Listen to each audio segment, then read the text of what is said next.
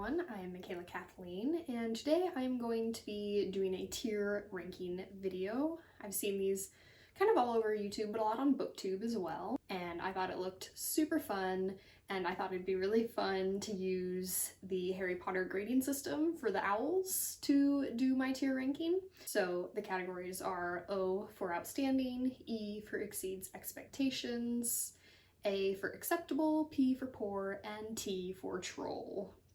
And since I'm using the Harry Potter grading system, I thought for my first tier ranking video, I would tier rank the Harry Potter books and companion books. So for this, I'm only comparing Harry Potter to itself, because if I were comparing to other books, they would all be outstanding.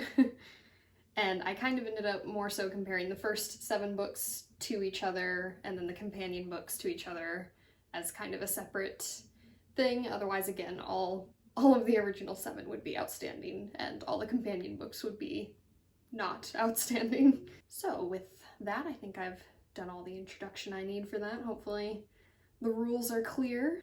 I'm going to start with the original 7 books, going 1 through 7. So Harry Potter and the Sorcerer's Stone, I put in exceeds expectations. Again, realistically, all of the books are outstanding. But for the first one, it's kind of just setting up the series and, you know, introducing the characters and doing the world building and everything, which if this were a dystopian series, it would probably then be outstanding because I'm a real sucker for dystopian world building.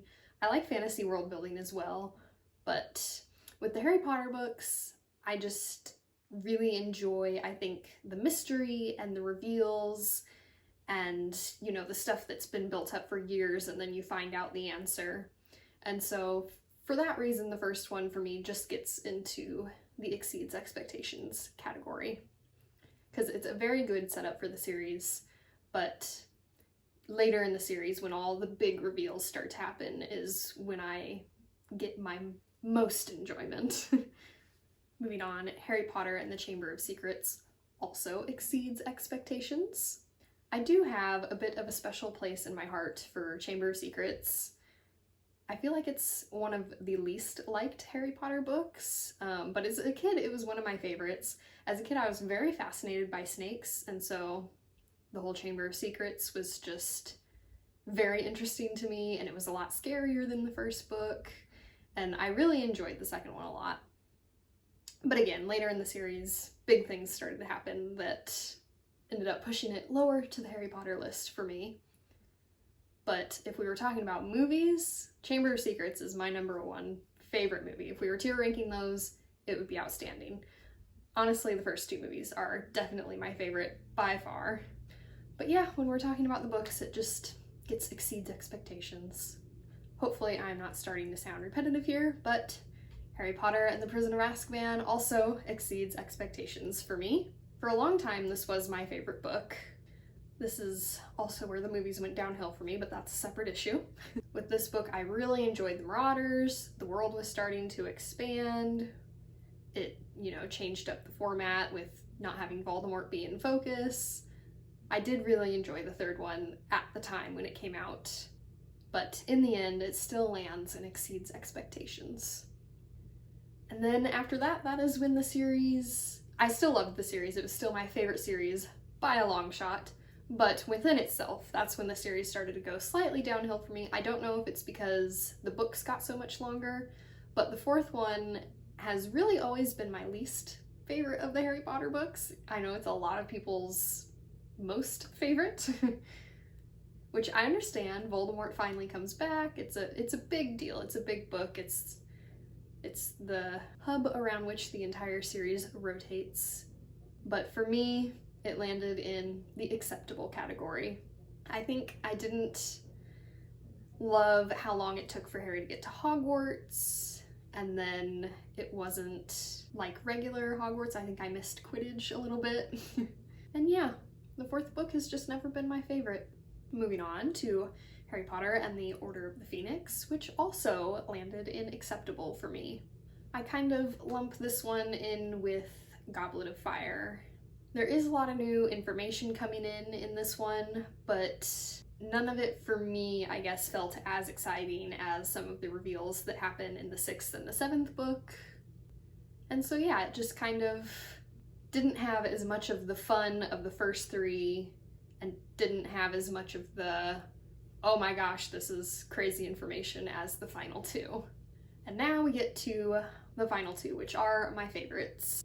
So Harry Potter and the Half-Blood Prince is my first one that lands in the outstanding category.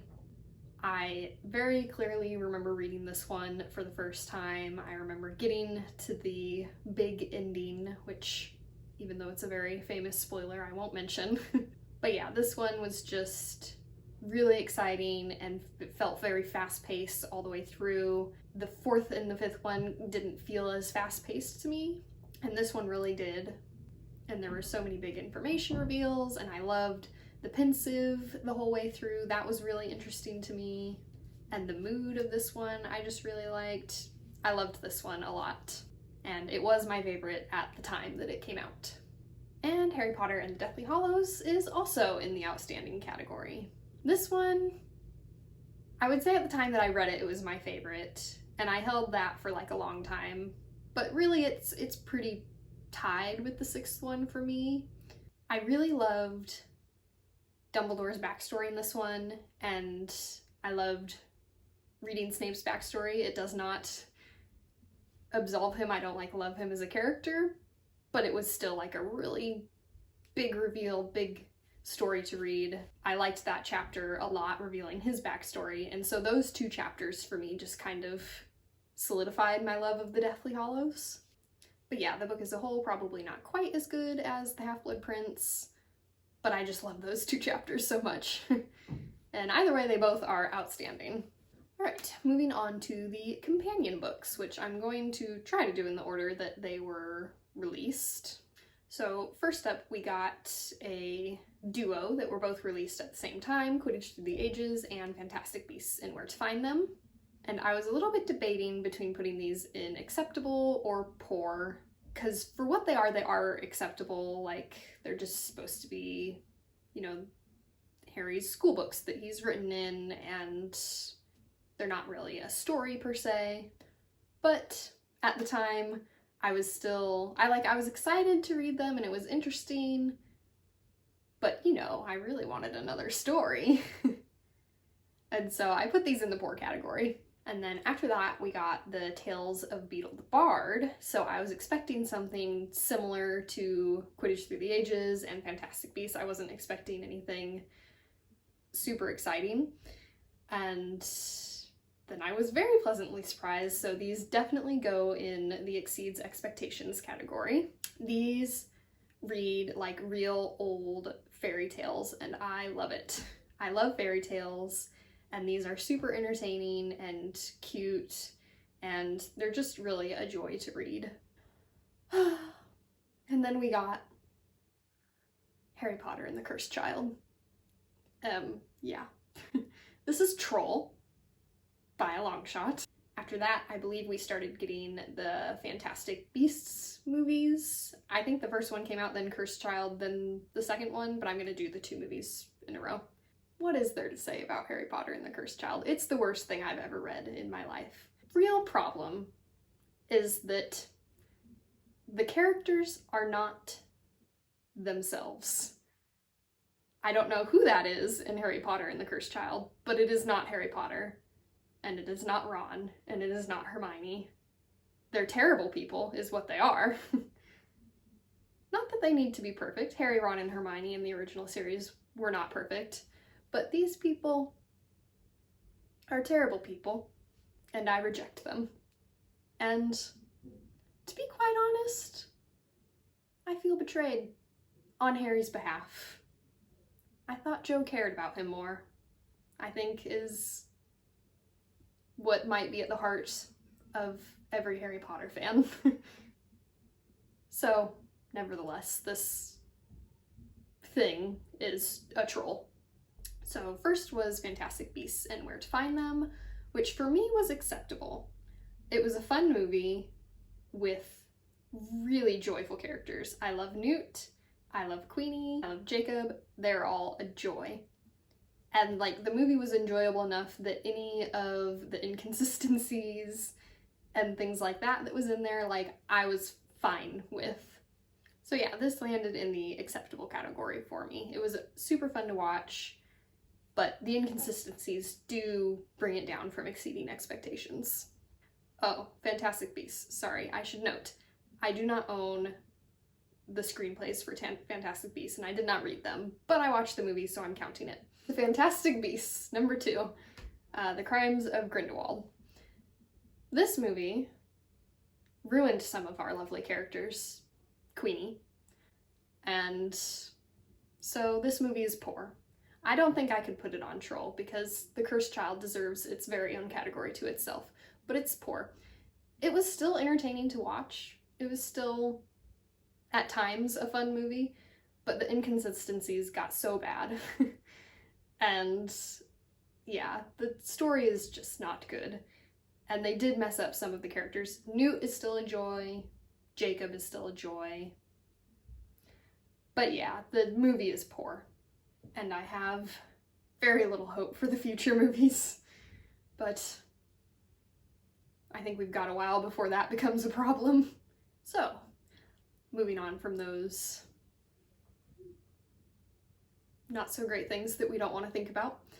The final book on this tier ranking list is Harry Potter, A Journey Through the History of Magic, which is a book put out by the British Library. They did a whole exhibit on like the real world history of magic and, you know, historically people's beliefs in magic and their practices around the world and then it also kind of shows how Harry Potter drew on this and things like that. So this book I put in the acceptable category. It is exactly what you would expect it to be. It's an informational historical book about the idea behind magic. So it is a perfectly pleasant read.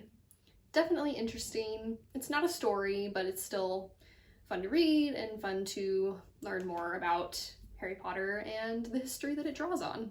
So yeah, that was my tier ranking of the original 7 Harry Potter books and all of the companion books that I'm aware of.